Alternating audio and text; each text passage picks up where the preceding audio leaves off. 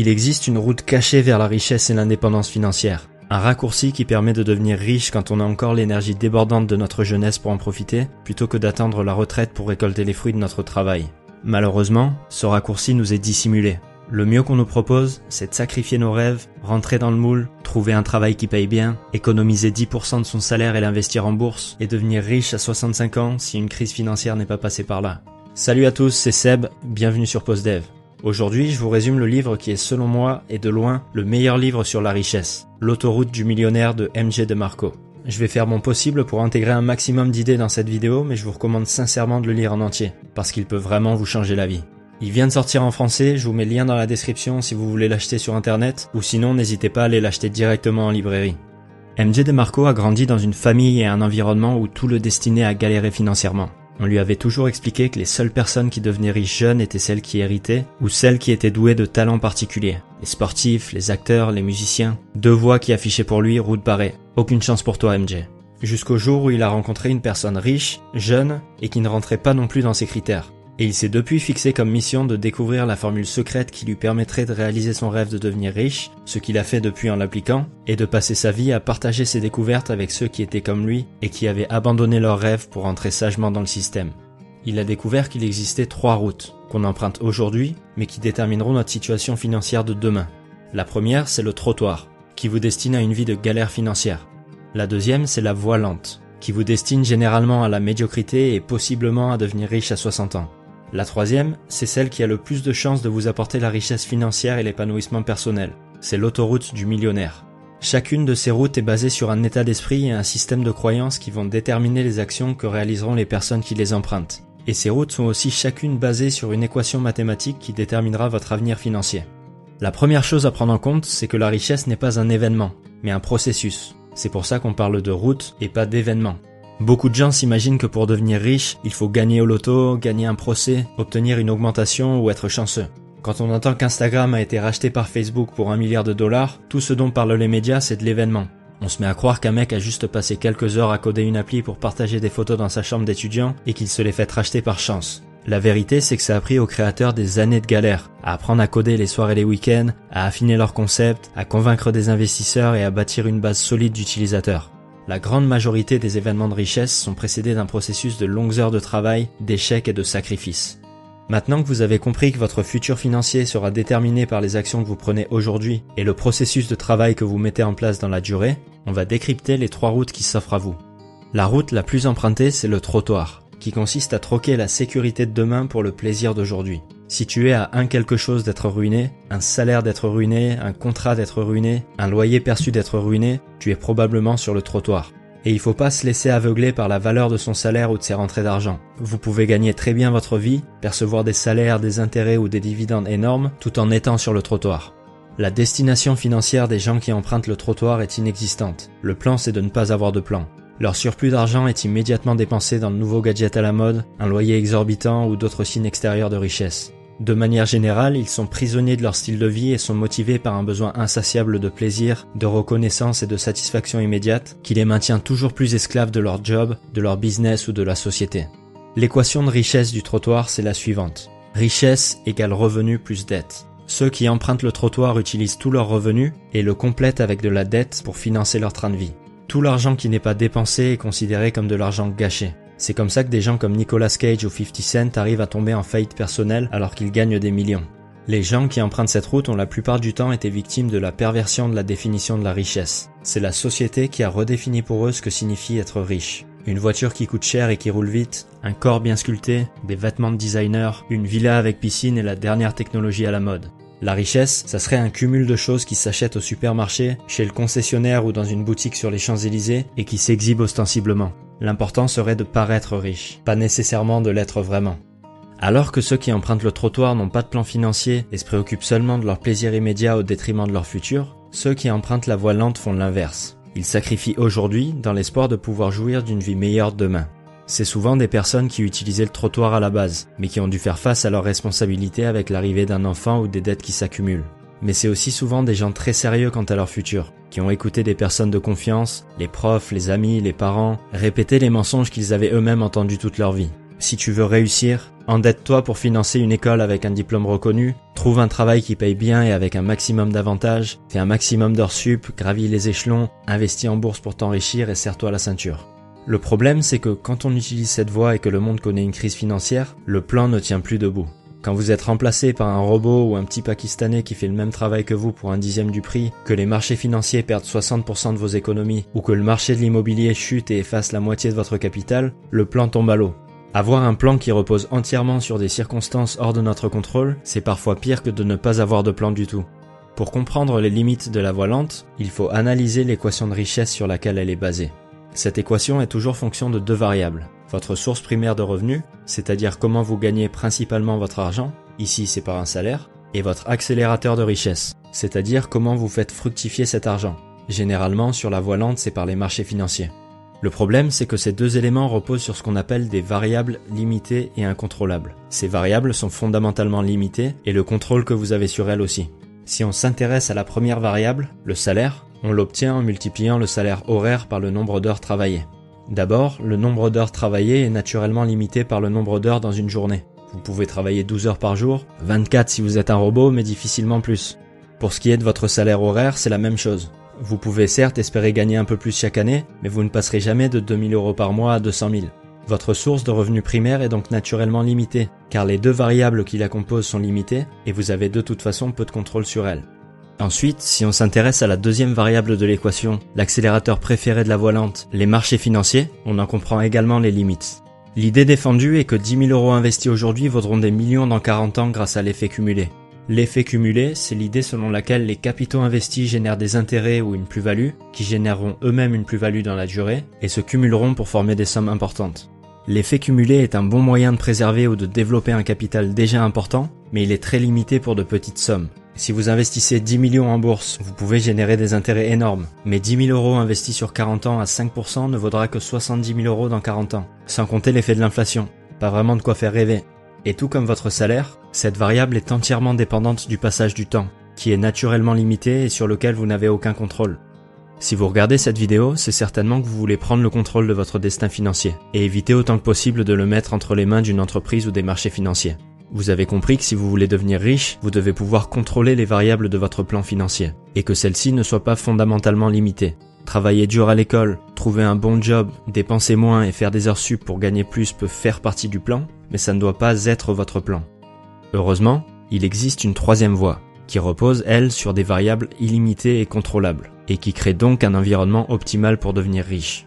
Quand un mec développe une application mobile et la vend 50 000 fois, il emprunte l'autoroute. Quand un mec lance une barre protéinée et se voit offrir 15 millions pour son entreprise, il emprunte l'autoroute. Celui qui invente un nouveau jeu de société et en vend 500 000 sur Amazon, celle qui écrit une série de romans et en vend des millions, ou celle qui a créé un blog sur sa passion et le vend 4 millions 3 ans plus tard à une grosse boîte aussi.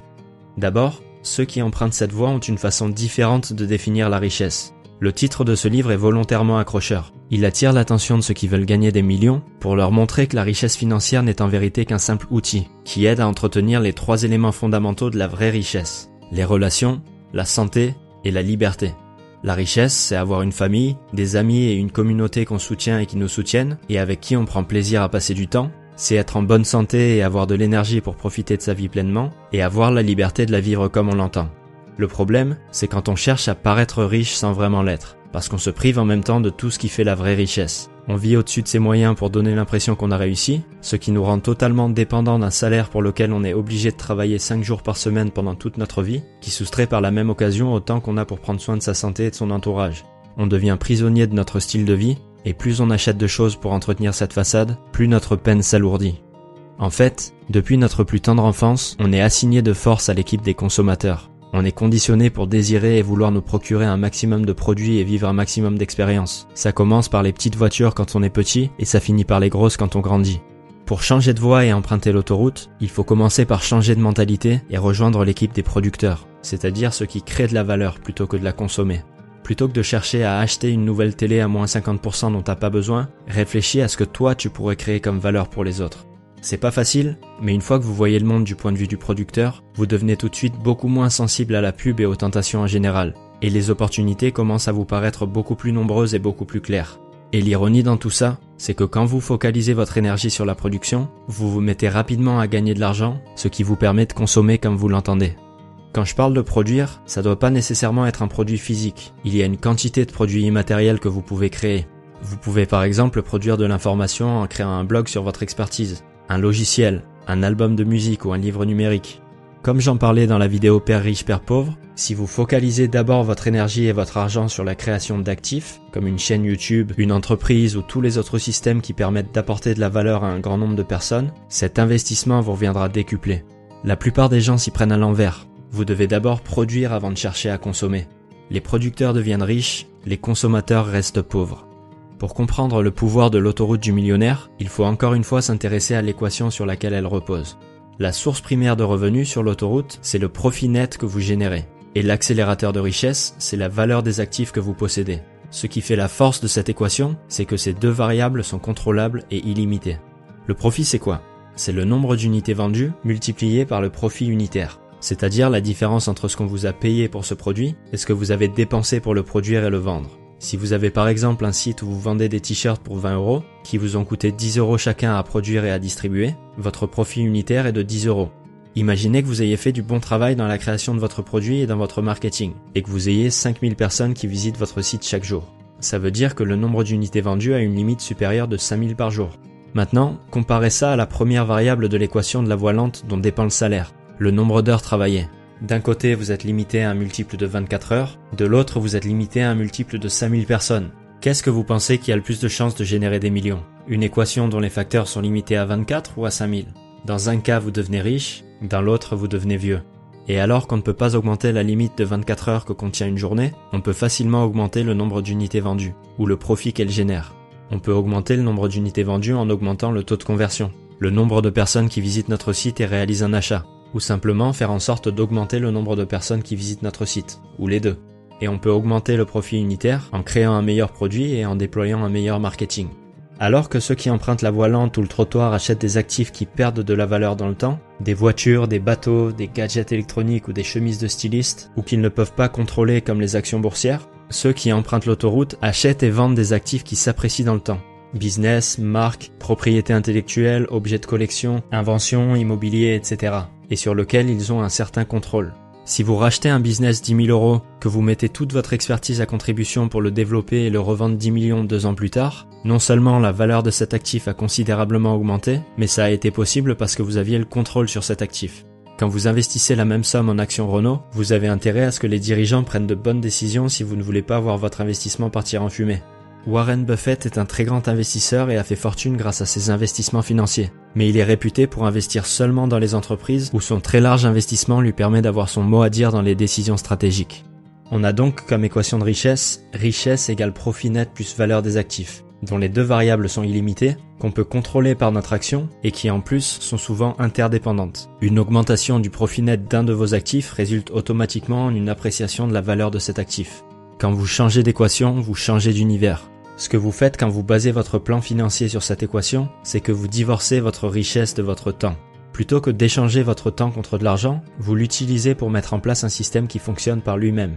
Un site qui vend des articles que vous soyez en train de dormir dans votre lit ou de skier dans les Alpes, un cours en ligne ou un logiciel qui vous prenne autant de temps que vous en vendiez 1 ou 10 000, ou n'importe quel business qui ne nécessite pas que vous soyez présent en permanence pour vous rapporter de l'argent.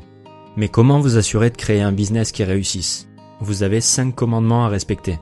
Le plus vous en respecterez, le plus vous aurez de chances de créer un business qui impacte des millions de gens et vous rapporte des millions par la même occasion.